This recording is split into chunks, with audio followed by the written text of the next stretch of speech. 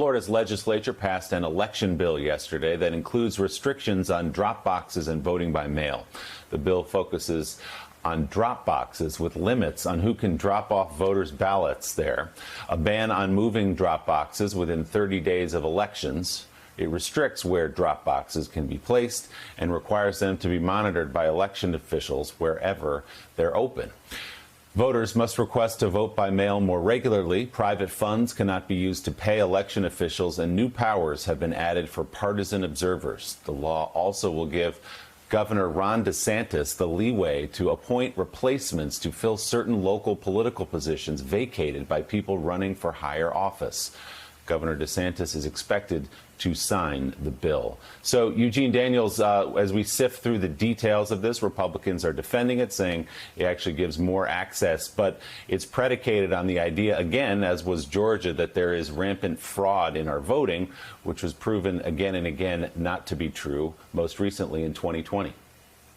No, 100%. And that's the issue with all of these bills, because this isn't the only one. Georgia obviously wasn't the only one. There's hundreds of these bills that have been introduced around the country, according to the Brennan Center for Justice, by Republicans. And the issue that is going to be, that is always going to come up is that, like you said, it's predicated on this idea, this falsehood, that the 2020 election had massive voter fraud, which we know is not true. The then President Trump's intel community said as much at the time, and one was fired because he said that. So I think that's the thing that they're going to keep saying. You know, this isn't a solution looking for a problem, as some people have put it, because Republicans are talking and have been wanting to look at voting, change the way people in this country are able to vote. And so 2020 provided exactly what they needed. And what you're going to continue to keep hearing is this idea about election security, because it sounds really good, right? Who doesn't want a secure election? The problem was, and it will continue to be, is that we have always had secure elections. We haven't had massive voter fraud in this country, and Republicans aren't going to be able to divorce the two. The problem there, especially for Democrats or people who want to expand voting, is that it doesn't really matter, right? If they are running the state legislatures, if they have governorships, they're going to be able to pass these laws and sign them into legislation. And that's why you have in Congress Democrats wanting to pass H.R. 1, which is kind of like this overhauling of democracy bill. But more importantly, the one that I think people haven't talked enough about, if you're thinking about this issue, is H.R. 4, which would add in some kind of specific language that was taken out of the Voting Rights Act. And that's the John Lewis Voting Rights Act, named after the civil rights icon who passed away. And so I think that is the one that has less, I guess, less politics around it, right? It's specifically about voting and the way that if you want to change voting, you have to provide the why before you do so. And I think people should watch out for H.R. 4. That conversation is going to be happening soon. It hasn't happened in the House or the Senate. Hey, thanks so much for watching our YouTube channel. You can follow up on today's top stories and breaking news, or catch up on your favorite MSNBC shows all in one place. Download the NBC News app today.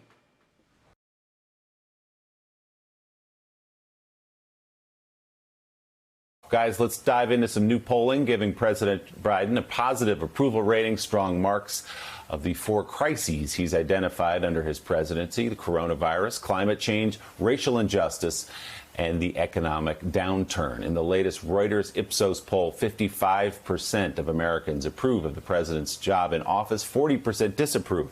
On his handling of the issues, 65% approve of Biden's handling of coronavirus, 29% disapprove. On the environment, 54% approve, 33% disapprove. On racial inequality, 51% approve, 37% disapprove. On the economy, 52% approve, 39% disapprove. On gun violence, 46% of Americans approve of the president's performance, 44% disapprove. And on immigration, a place where he is upside down, 42% approve, while 48% disapprove. Doris, I want to start with you. That's a lot of numbers to absorb, but on this 100-day mark of Joe Biden's presidency, there have been some comparisons to FDR and the New Deal. Obviously not perfect comparisons, but just in terms of the ambition, in terms of the money being sent out the door by the federal government. Is there something there as you look at those two administrations? Yeah, I think the good reason why FDR has come into the conversation is that FDR made government a central figure in the Depression. Before that, there'd been an absence of leadership. He came in and said, I'm going to take action, I'm going to take responsibility, and you will see the government in a new role. And the country loved that. There were headlines in the newspaper, the government still lives, we have a leader. And I think what happened is that consensus about the importance of government lasted until Ronald Reagan in 1981, when he went before a joint session of Congress, just as Biden did the other night, and he said government is the problem, not the solution, and called for massive tax cuts and massive cuts in federal spending. And then you had his consensus going on really for another 4 decades. And conservatives became a transformational leader. And now you've got Mr. Biden back again, calling for government as a central player to make the economy move from the ground up rather than trickle-down theory from the top down. So I think going back to what FDR was doing, we have cycles in American history, and those figures that you see, those popularity figures, are not simply for President Biden, but for the action of government. So if you can get trust in government again and move it along, then that will be an important power source for him to move forward on what he wants to do. Yeah, Mike Barnicle, Joe's been talking about that a lot this week, that really that speech the other night, the address to the joint session of Congress by President Biden, marked the end of the 40-year Reagan era, where at his first inaugural in 1981, he said that government is not the solution, government is the problem. Joe Biden making just the opposite case the other night. Yes, he did, Willie, and he did it in a normal way. I mean, it wasn't a big rhetorical flourish. It was just an ordinary human being who happens to be President of the United States addressing the nation.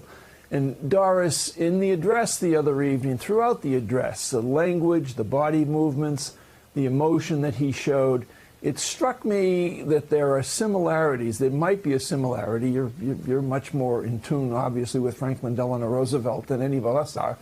But there might be a similarity between Joe Biden and Franklin Delano Roosevelt in the sense that both were underrated, I think, coming into office. And both were looked at by the political powers that be, both in the late 20s and early 30s, and in Joe Biden's case for the last maybe 30 or 40 years, as you know, oh, that's just Joe being Joe.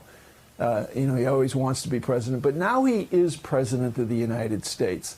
And I sense from looking at him that he's always in a well-tailored suit. The suits look great on him, but the suits don't hide the chip that he might still have on his shoulder for the way he was treated when he was in the United States Senate, people snickering behind his back, and the way he felt, actually.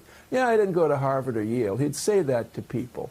And so now today, fast forward to the fact that he's president of the United States.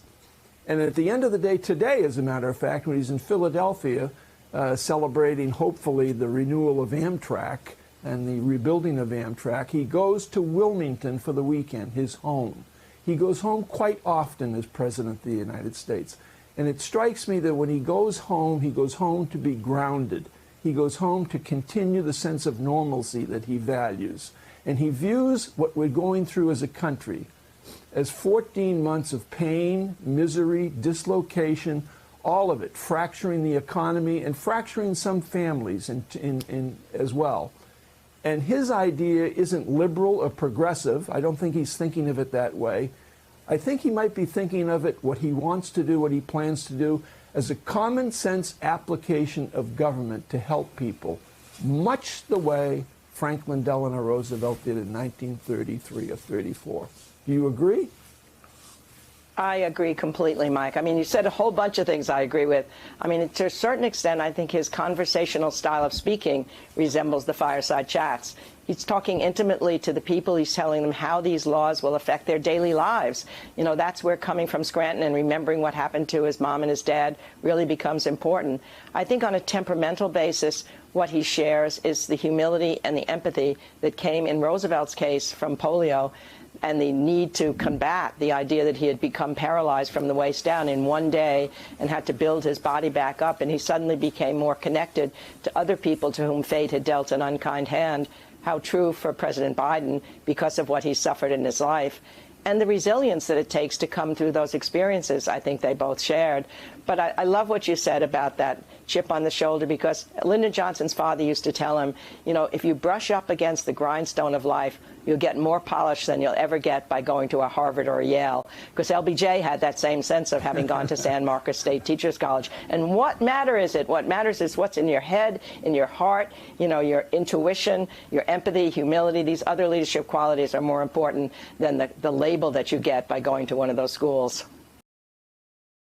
Hey, thanks so much for watching our YouTube channel. You can follow up on today's top stories and breaking news, or catch up on your favorite MSNBC shows all in one place. Download the NBC News app today.